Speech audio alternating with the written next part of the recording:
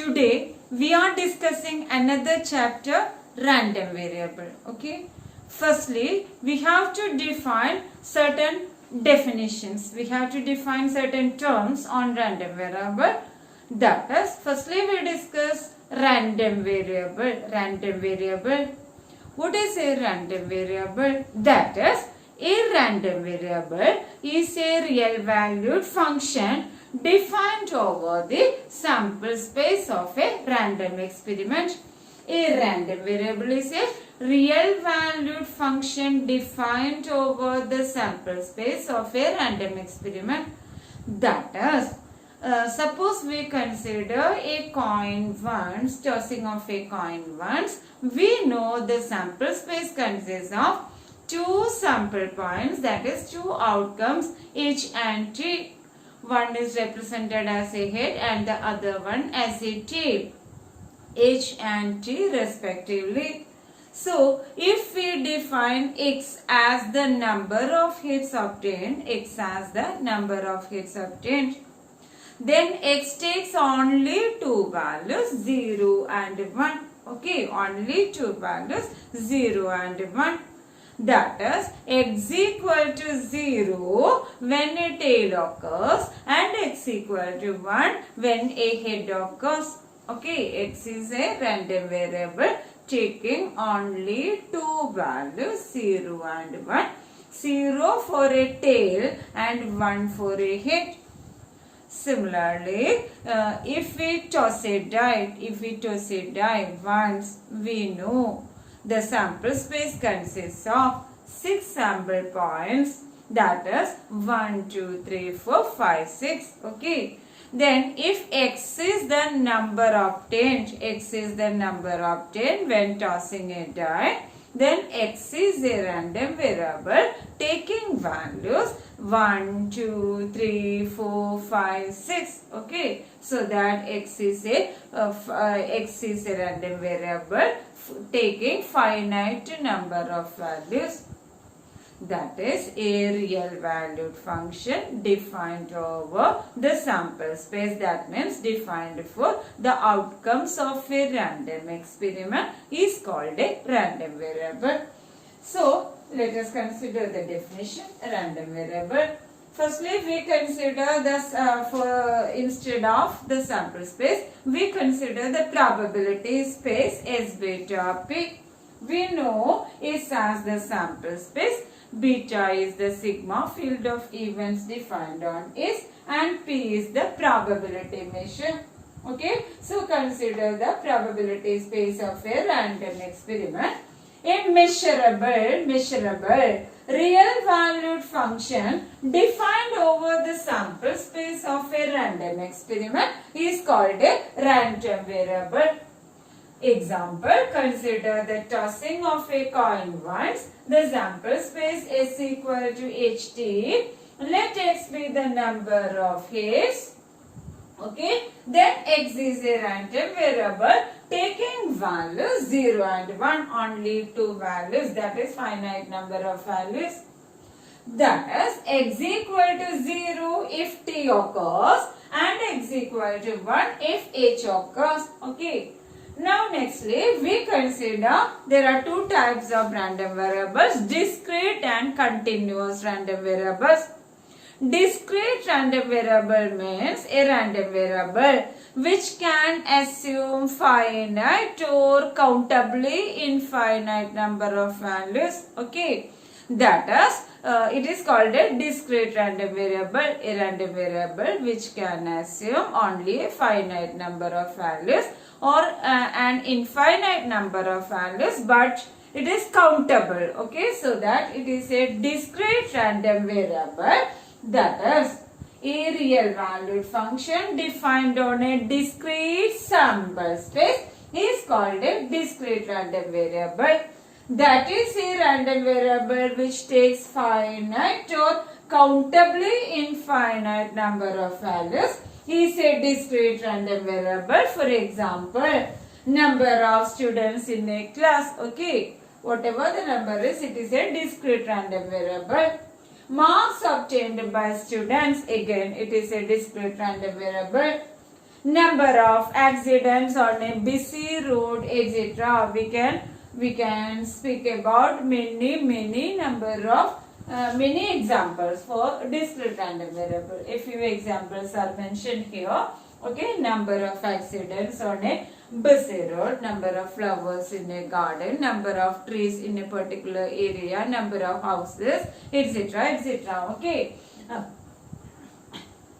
number of persons in a family, etc. Number of children in a family, so and so. So these are all these random variables are discrete random variable. That means a random variable which takes finite or countably infinite number of values. It is a discrete random variable. Now we consider a continuous random variable. What is a continuous random variable? A random variable which can assume all possible values between certain limits is a continuous random variable. Okay. So that a random variable which can assume all possible values between certain limits is called a continuous random variable. Example, any variable involving measurements of height, weight, time, etc. are continuous random variables.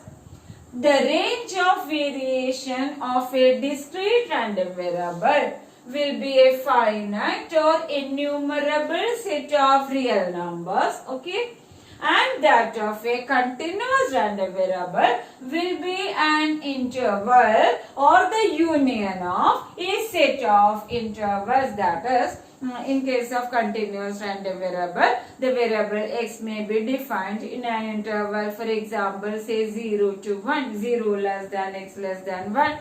When we speak 0 less than x less than 1, that is, this is an open interval. 0 less than x less than 1 is an open interval which consists of uncountably many values, but the limits are not included in this case. Okay. But when we write 0 less than or equal to x less than or equal to 1, here again there exists uncountably many values between these limits, but and the limits are also included in this form, that is 0 less than or equal to x less than or equal to 1 implies both 0 and 1 are included. But when we write 0 less than x less than 1, the limits are excluded. Okay. That is, any value between these limits can be a value of x. Okay. So that the range of variation of a continuous random variable will be an interval or the union of a set of intervals. So that we have defined two types of random variables, discrete and continuous random variable. Discrete random variable means finite or countably infinite number of values are assumed for x.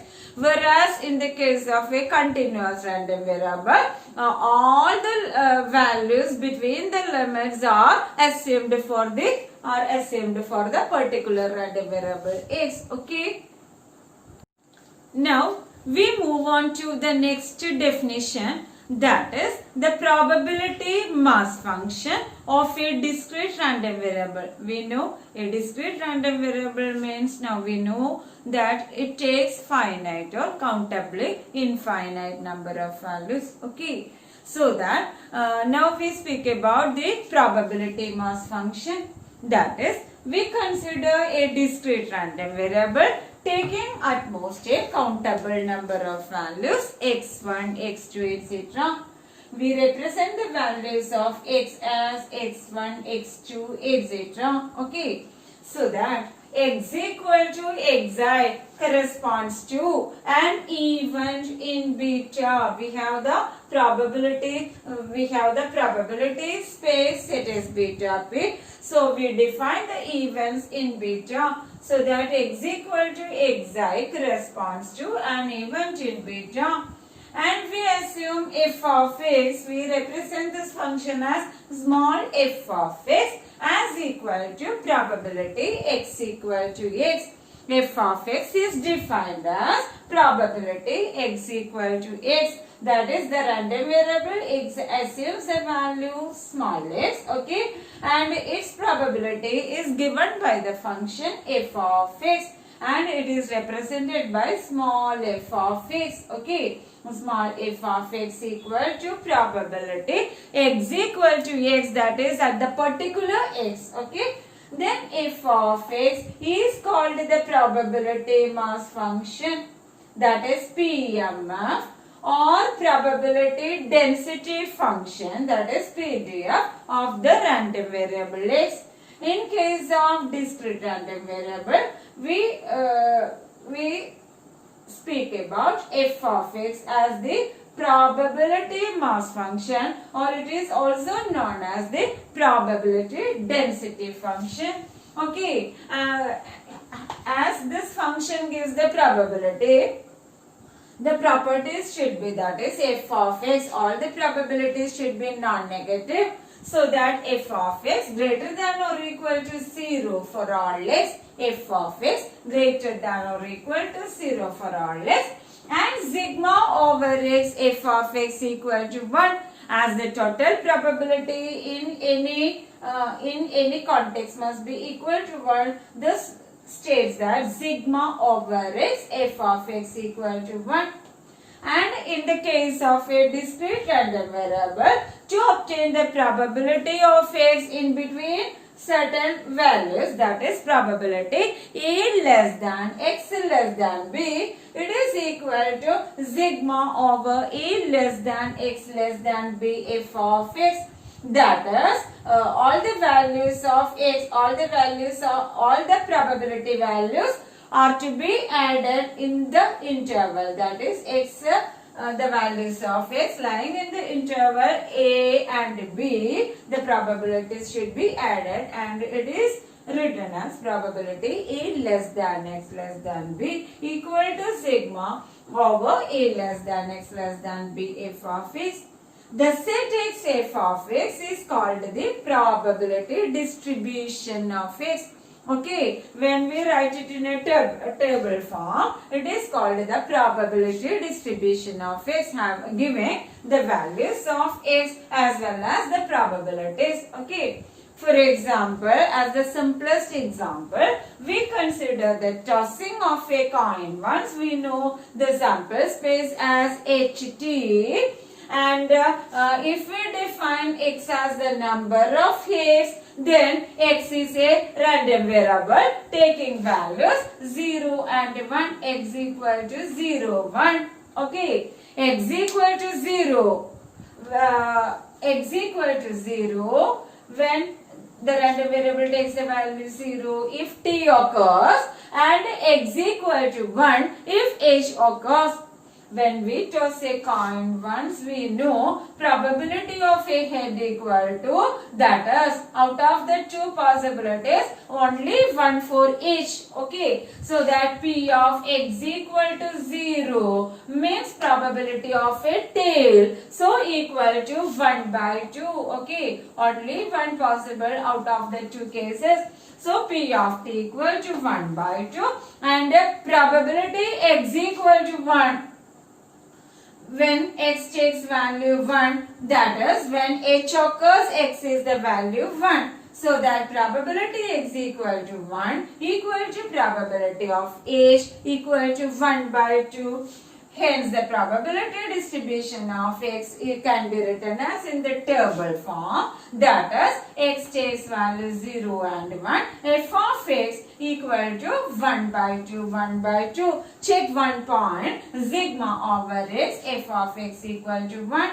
When we write this, when we write the probability distribution, we have to check all f of x greater than or equal to 0 and sigma over x f of x equal to 1. So this is the definition of a probability distribution. Okay, that is, we consider a random experiment so that we can obtain the sample space. The sample space, we know it is the set of all possible results of a random experiment, and we write the probability function f of x as equal to probability x equal to x That is, we define x, then we can write the values of x, then we can write the probabilities for each x, hence it is written in the tabular form, and we have to check the total equal to 1 and all f of x should be non-negative. That is, the properties are f of x greater than or equal to 0 for all x,